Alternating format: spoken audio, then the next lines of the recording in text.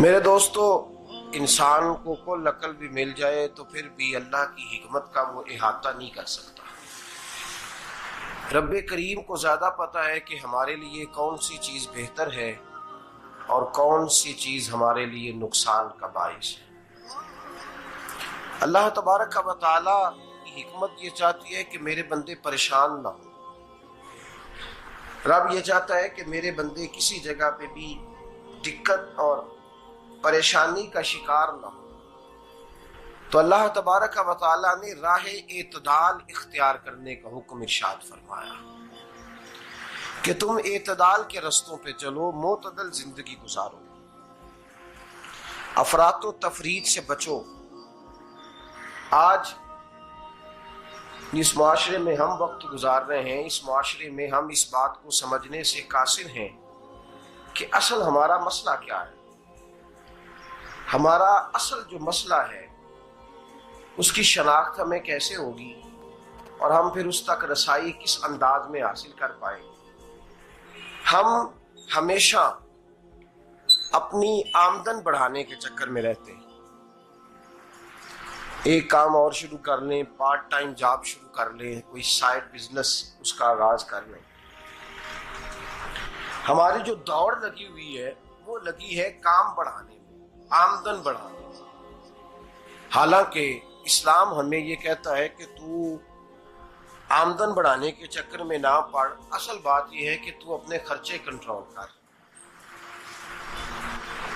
تنگ انسان وہ نہیں ہوتا جس کی آمدن تھوڑی ہوتی ہے۔ یہ توجہ کیجیے گا میری بات، یہ قیمتی بات ہے اور گفتگو ساری کا لب لباب ہے۔ تنگ بندہ وہ نہیں ہوتا جس کی آمدن تھوڑی ہوتی ہے، اصل پریشان وہ ہوتا ہے جس کے خرچے زیادہ ہوتے ہیں۔ اور ہمارا جو روزمرہ کا نقصان ہو رہا ہے نا، وہ آمدن کے معاملات میں نہیں ہو رہا۔ بنیادی نقص جو واقعہ ہو رہا ہے وہ یہ ہے کہ ہمارے اخراجات زیادہ ہیں اور وہ اخراجات کسی اور نے نہیں بڑھائے، وہ خرچے ہم نے خود بڑھا لیے ہیں اور اب ہمیں اس کا نقصان بھگتنا پڑ رہا ہے۔ اور اگر آپ صحیح معنوں میں ٹٹولیں تو جو بہت امیر لوگ ہیں وہ تو ان خرچوں سے بچ گئے۔ میں نے بہت سارے ایسے ختمات میں شرکت کی ہے، میں بہت ساری ایسی جگہوں پہ گیا ہوں کہ جہاں لوگوں نے بڑا مختصر سا ختم دلایا ہے تو ہو گیا ہے ختم۔ ختم کے معاملے میں کب کسی نے پابندی لگائی ہے کہ اس میں 200 آدمی شریک ہوگا تو تب یہ سال ثواب صحیح ہو سکے گا؟ کون کہتا ہے؟ یا شادی کے موقع پر اگر سارے بہن بھائیوں کو نہ بلایا گیا تو میری شادی پایہ تکمیل تک نہیں پہنچے گی، اس میں برکت نہیں ہوگی، یہ کس نے فتویٰ دیا ہے؟ معتدل زندگی کا اسلام حکم دیتا ہے۔ میں پڑھ رہا تھا کہ ایک بہت بڑا صدر ہے، غالباً سوڈان کے صدر کی بات ہو رہی تھی، تو اپنے بیٹے کی بارات لے کے گیا تو 4 لوگ گئے ہیں بارات اور 15 لوگوں کا اس نے اہتمام کیا اپنے گھر میں کھانا کھانے کا۔ تو کیا شادی ہو گئی کہ رک گئی؟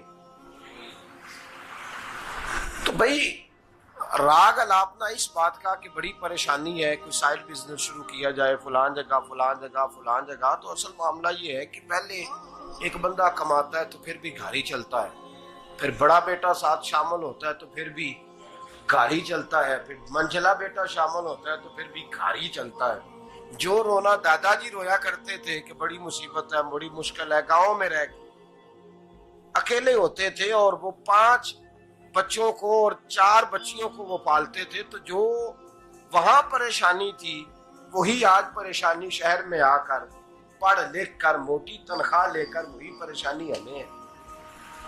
تو میں جس نتیجے پہ پہنچا ہوں اس کو پڑھ کے، قرآن مجید کی چند آیات کو دیکھ کر اور اس مفہوم کی جو حدیثیں کتب احادیث میں پائی جاتی ہیں اور ہمارے بزرگوں نے ہمیں جو مزاج اس حوالے سے دیا ہے، میں اس نتیجے پہ پہنچا ہوں کہ مسئلہ آمدن کا نہیں، مسئلہ خرچے کا ہے۔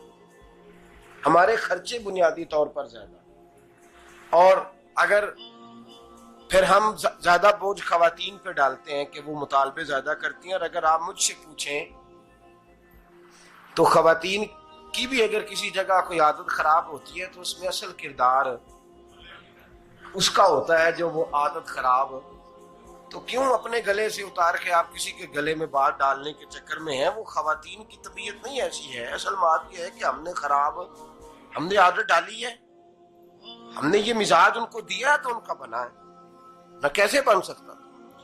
تو اعتدال جب تک زندگی میں نہیں ہوتا، پانی پیاس بجھاتا ہے لیکن ایک گلاس ہی ہو تو پیاس بجھاتا ہے، بالٹی کو منہ کو لگائے گا تو کپڑے بھگو دے گا اس کے. حالانکہ پانی بری چیز کا نام نعمت ہے نا بہت بڑی اللہ کی، لیکن پیالے میں ہی اچھا لگتا ہے. کوئی مٹکا منہ کو لگائے گا تو تانگ ہوگا، پیالہ ہی بہتر ہے اس کے لیے. تو میرے دوست، مٹکے سے بھی بعض اوقات کام چل جاتا ہے، لیکن اگر کوئی کہے نہیں مجھے دریا ہی چاہیے تو اس کا تو گھر بہ جائے گا، سارا گھر بہ جائے گا اس کا.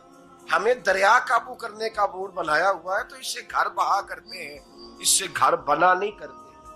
گھر پیالے سے پانی پینے سے بنتا ہے.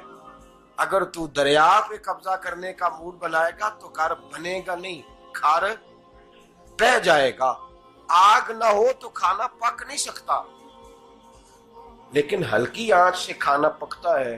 اور اگر آنچ تیز کر دی جائے تو جی قرینے قیاس بات کر رہا ہوں، میں عقل سے ماورا نہیں کر رہا. قرینے قیاس سمجھانے کے لیے مثالیں دے رہا ہوں. ہلکی آنچ پہ کھانا پک جاتا ہے اور آگ تیز ہو تو کھانا جل جاتا ہے. تو کھانا اتنی دیر کھانے کے قابل رہتا ہے جب تک وہ ہلکی آنچ پہ پکتا ہے. تو جتنی مرضی تو کہتا ہے نہیں میرا گزارے نہیں، آگ تیز ہونی چاہیے، تو میاں جل جائے گا، جل جائے گا. ہوا نہ ملے تو سانس نہیں آتی، ٹھیک ہے؟ آکسیجن نہ ہو تو سانس، ہوا نہ چلے تو گزارا نہیں ہوتا. لیکن اگر تیز جلے نا، اگر تیز چلے تو آندھی اور طوفان بن جائے تو چھتیں گرا دیتی ہے، جانیں لے لیتی ہے. ہم ہیں طوفان کے چکر میں، ہم ہیں دریا کے چکر میں، ہم ہیں بڑے لاؤ کے چکر میں. تو میاں ہلکی آنچ ہی اچھی ہے، یاد رکھ. اور ایک گلاس پانی کا اعتدال سے ملتا رہے تو وہی ملتا رہے، ضرورت کے وقت وہی بہتر ہے. تو پورے دریا پہ قبضہ کرنے کا پروگرام نہ بنا، تانگ ہو جائے. اور میرے عزیز یاد رکھ، ہوا سانس لینے کے مطابق ملے تو وہی اچھی ہے، جو سانس بند کرنے پہ آ جائے وہ ہوا اچھی. ہم نے چکر چلا لیا ہے کہ زیادہ پیسہ، راتوں رات پیسہ، لمبا پیسہ، یہ پلاٹ بھی میرا، وہ پلاٹ بھی میرا.